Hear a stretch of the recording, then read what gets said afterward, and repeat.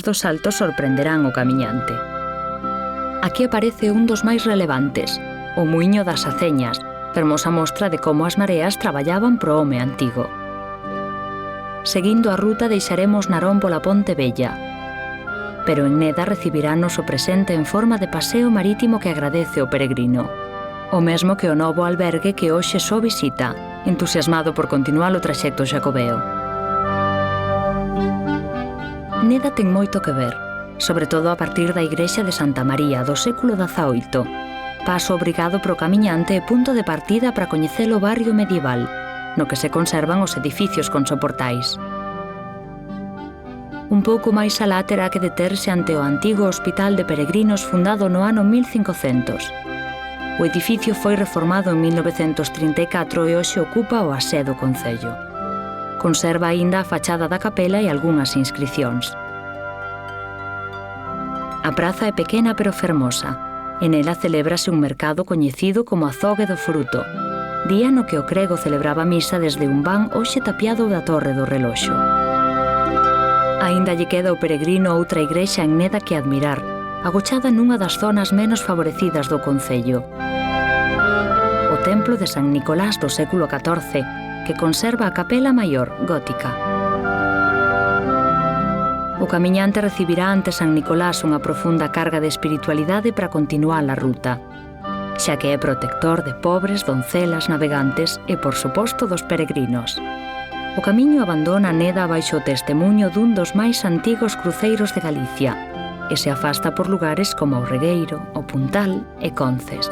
O camiñante está a piques de chegar a Fene, a vila dos grandes estaleiros.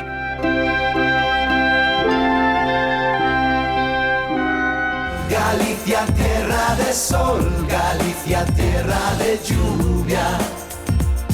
Ven, Galicia es única, Galicia, tierra de luz, Galicia, tierra de sombras. Ven, Galicia es única.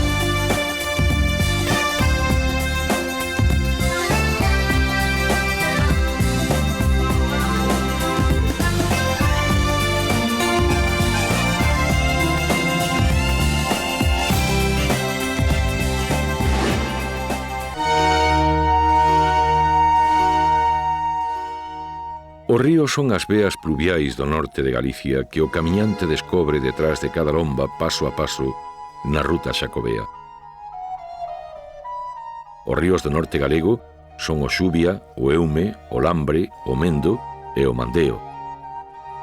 Todos se converten en ría cando se funden co Atlántico nun acto de amor inmenso que xera a sublime beleza dunha baía. A ría de Ferrol é a que mellor coñecen os navegantes peregrinos deste camiño inglés. É a que orixina o río Xubia, o que os monxes bautizaron Grande, e as fortalezas das súas marxes recordan o pasado mariño da cidade que chamamos do mar. A ría de Ares é obra do Eume e debuxa praias e portos mariñeiros de acuarela combinando os valores naturais coa emotividade urbana da vila que toma o seu nome. A ría de Betanzos alimentan ao Lambre e a este o Mendo e o Mandeo, que son ríos de romeiros seducidos cada agosto pola festa e a paisaxe. Esta ría faise mar entre xuncos e baixo singulares pontes, creando ao final os contornos máis amados de cada verán. Sobre todo una de las cosas que a mí más me hunden moralmente es de repente hay algún cruce que no está muy bien señalizado y empiezas a caminar y tienes la sensación de que no sabes a dónde vas. Y esa sensación de no saber a dónde vas te hace abandonar, buscar a alguien para preguntar.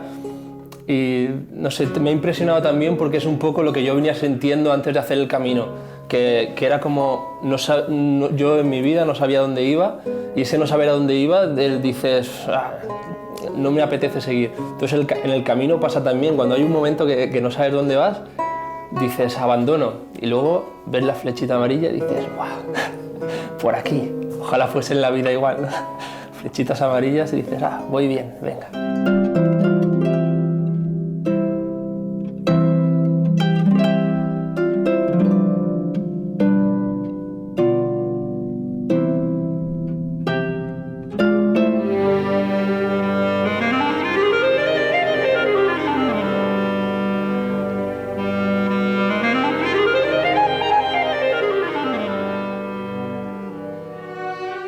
Fene é a vila dos estaleiros e son os guindastres destes os que medran cara ao ceo desde solo industrial. Pero cando o camiñante madruga desde Fene pode admirar tamén o amencer de Ferrol, iluminado polo sol tímido e as luces últimas do alumado nocturno. Esta postal será o adeus do peregrino a esta xenerosa comarca e a paisaxe en azul da ría, que o aire fresco da mañá comezará a pintar de verde o camiño. Porque a ruta parte de Fene polo bosque do Monte de Santa Ana, que ofrece excelentes treitos para reencontrarse coa soidade. É un traxecto este para entender mellor as historias que xorden polo azar, que nunca se sabe que é o que a casualidade vai deparar o camiñante. Así o peregrino encóntrase neste treito con Bríxida, coñecedora e guía do Batán, que así se chama o lugar por ser zona de muiños. E pode comprobar como aquí o muiño segue sendo o epicentro da vida social da pequena aldea, ao mesmo tempo que cumpre a súa función de uso, que todo funciona como antes. O tempo detívose e o camiñante fai un alto. Non é para menos. Contáronlle no muiño que a tiro de pedra, preto do camiño, o peregrino a Compostela poderá encherse de novas suntuosidades barrocas na igrexa de San Martiño do Porto. Logo atravesará un bosque de piñeiros, 21 kilómetros despois de saír de Ferrol, e encontrarse de novo co mar na praia que chaman da Madalena. Na equipaxe a lama dos camiños e a fariña dos muiños. Os pés pisan outra vez area, e o corpo emociónase coa sublime paisaxe.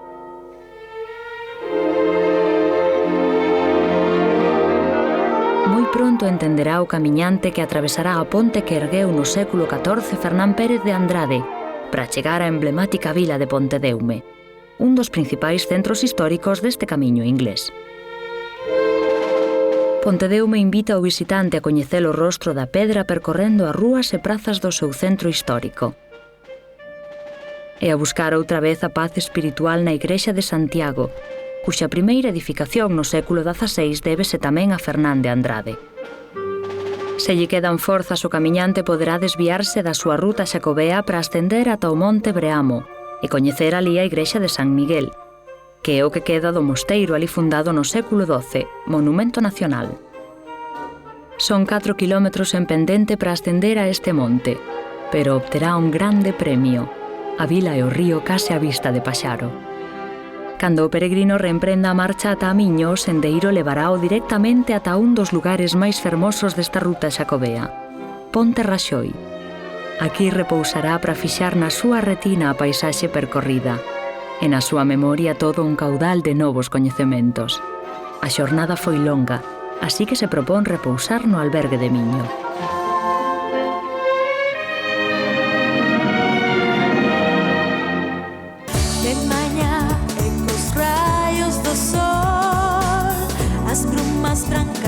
Paisaxe se levantar e acordaré pensando en ti.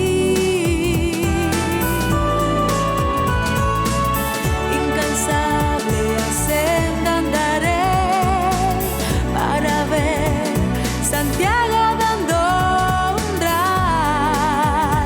Descansaré tal vez onde a lúa chea baña coa súa luz.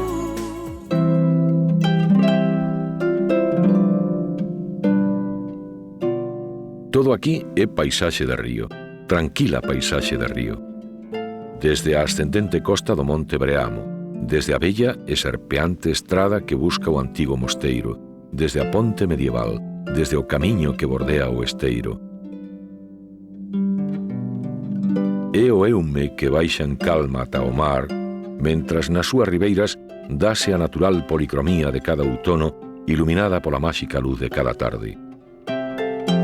Paisaxe de auga esmaltada esvarando sobre o territorio xa sereno, que este é o reino da calma e do sosego, interrompido tan só polo voz do parrulo salvaxe despistado. Paisaxe de auga danzarina que descende do bosque encantado, digno aínda de ser chamado bosque, procurando os cen verdes do interior do val. Paisaxe polo que transcorrerá o camiño de serpe que nos levará ata o natural refuxio desexado. Porque é tempo de outono e aínda é posible gozar do río Espido, punto de partida para chegar á máis auténtica das fragas que tamén lle pertence.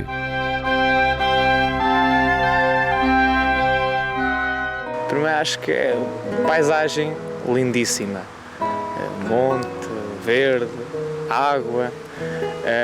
Segundo, uma aventura em dois aspectos, a aventura física e espiritual, de fé.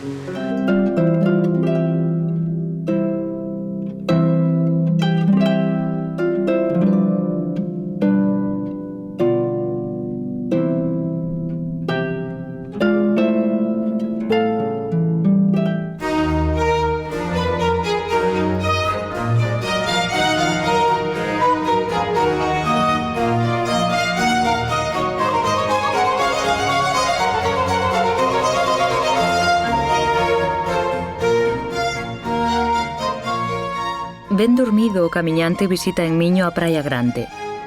Sentarase nas primeiras ringleiras para ver Sada no outro lado da ría, que é privilexio primaveral admirar esta paisaxe en soidade, sobre todo tendo en conta que esta é unha das praias máis concorridas de Galicia cada verán. Miño é vila de verán para galegos, e a súa vinculación xacobea é a que lle proporciona o seu aspecto máis europeísta. O peregrino retoma a senda de Compostela polo Camiño Real, que é o que o conduce ao esteiro do río Lambre, no concello de Paderne. Este lugar coñécese tamén por Ponte do Porco, polo xabaril que figura no escudo dos Andrade. Fernán Pérez de Andrade construíu 2 das 7 pontes que atravesan estes ríos que foron dos seus dominios. Segue o camiñante a ruta por Paderne e chega ata o Pazo de Montecelo. En fronte, outra mostra da grande riqueza románica de Galicia, a igrexa de San Pantaleón das Viñas. A seguinte traza deste camiño inglés convento mala con calma, que estamos en zona monumental. A partir daqui sucédese todo un rosario de igrexas. A destacar a de San Martiño de Tiobre, do século XII, é a que nos dá a benvida a Betanzos. E a pouca distancia o Santuario da Angustia, barroco do século XVIII, con estrutura de pazo a pesar da torre. En Betanzos, unha das antigas capitais do Reino de Galicia, convén repousar. E así o fai o camiñante enfrascado na estrutura urbana dunha vila que foi romana e que aínda hoxe mantén vivo o seu espírito señorial. O seu esplendor viviuno nos séculos XV e XVI, cando as principais familias galegas presumían de ter casa en Betanzos, daí o seu sobrenome de Cidade dos Cabaleiros. Desde 1970 é conxunto histórico-artístico nacional. Pasear por esta cidade é como ler un libro de historia, pero o camiñante, con presa por chegar a Compostela, interesaralle só unha parte do seu rico patrimonio, o Hospital da Anunciata que ten na súa fachada o escudo imperial de Carlos V. As 3 igrexas construídas por orde de Fernán Pérez de Andrade. Santa María do Azogue, un dos templos máis fermosos de Galicia do século XIV. A igrexa de San Francisco, considerada monumento básico do gótico galego do século XIV. E a igrexa de Santiago, exemplo da pervivencia do románico. A igrexa de Santiago preside a Praza da Constitución, onde hai que fixarse especialmente en 3 edificios. A antiga casa consistorial do século XVII, obra de Ventura Rodríguez. O Palacio de Vendaña do século XV. E a Torre do Reloxo do século XVI, acaroada á Igrexa de Santiago. Nesta Igrexa de Santiago, o camiñante descobre que Betanzos gozou do privilexio de ser porta do perdón. É dicir, que os que por razón de enfermidade ou causa maior non puidesen chegar a Compostela, podían gañar aquí o xubileo. Pero o noso peregrino aínda ten forzas para agradecer a protección do apóstolo e continuar a ruta.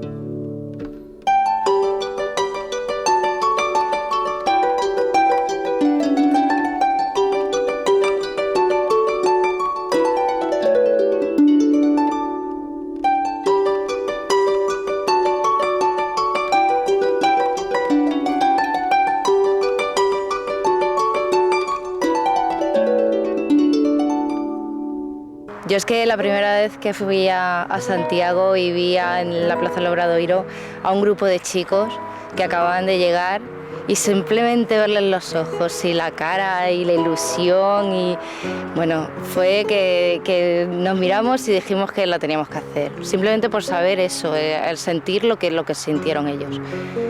Y tengo muchas ganas de llegar mañana.